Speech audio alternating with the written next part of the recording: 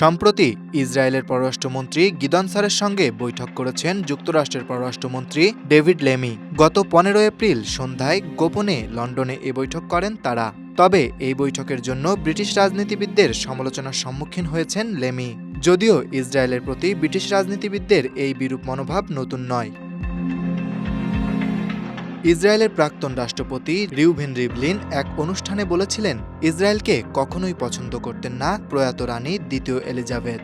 তার এই অপছন্দের কারণ হিসেবে রিভলিন উল্লেখ করেন, রানী মনে করতেন প্রত্যেক ইসরায়েলি হয় সন্ত্রাসী না হয় কোনো সন্ত্রাসীর সন্তান। শুধু তাই নয়, বাকিংহাম প্যালেসে শুধুমাত্র আন্তর্জাতিক অনুষ্ঠান ছাড়া কোনো ইসরায়েলি কর্মকর্তাকে প্রবেশ করতেও দিতেন না রানী দ্বিতীয় এলিজাবেথ। অবশ্য রানীর এই মনোভাবের পেছনে বিভিন্ন ঐতিহাসিক কারণ রয়েছে বলে মনে করা হয়।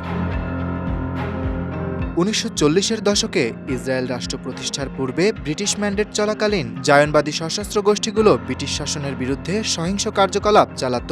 এর মধ্যে উল্লেখযোগ্য ছিল 1946 সালের জেরুজালেমের কিং ডেভিড হোটেলে বোমা হামলা। এ ঘটনায় 91 জন নিহত হন, যাদের মধ্যে অনেকেই ছিলেন ব্রিটিশ কর্মকর্তা। এই ঘটনাগুলো সে সময় রানীর মনে ইসরায়েলের প্রতি নেতিবাচক ধারণা তৈরি করে। কিছু প্রতিবেদনে বলা হয়েছে, রানী ফিলিস্তিনিদের প্রতি সহানুভূতিশীল ছিলেন। 1984 সালে জর্ডান সফরের সময় ইসরায়েলের যুদ্ধবিমান পশ্চিম তীরে উড়তে দেখে বিরক্তি প্রকাশ করেছিলেন এবং তাদের অবৈধ বসতিগুলোর একটি মানচিত্র দেখে হতাশ হয়েছিলেন তিনি। ইসরায়েলি যুদ্ধবিমান দখলকৃত পশ্চিম তীরের আকাশে উড়ে যেতে দেখে কতটা ভীতিকর ছিলেন তা নিয়ে কথা বলেছিলেন রানী। আর তাই মাঝে মধ্যেই বোঝা যেত যে রানী এলিজাবেথের সঙ্গে ইসরায়েলের সম্পর্কের একটা টানাপোড়েন চলছে।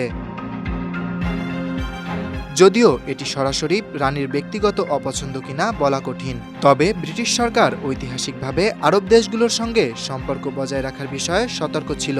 সে সময় ইসরায়েল সফর বা ইসরায়েলি কর্মকর্তাদের ঘন ঘন অভ্যর্থনা কোনোটাই সরকারি নীতির সঙ্গে সঙ্গতিপূর্ণ ছিল না। রানী এলিজাবেথ 2022 সালের 8 সেপ্টেম্বর মারা যান। 70 বছর সিংহাসনে থাকাকালে 120টিরও বেশি দেশ ভ্রমণ করেছেন তিনি। তবে জীবদ্দশায় কখনোই ইসরায়েলে যাননি রানী দ্বিতীয় Elizabeth. Dhaka express desk report.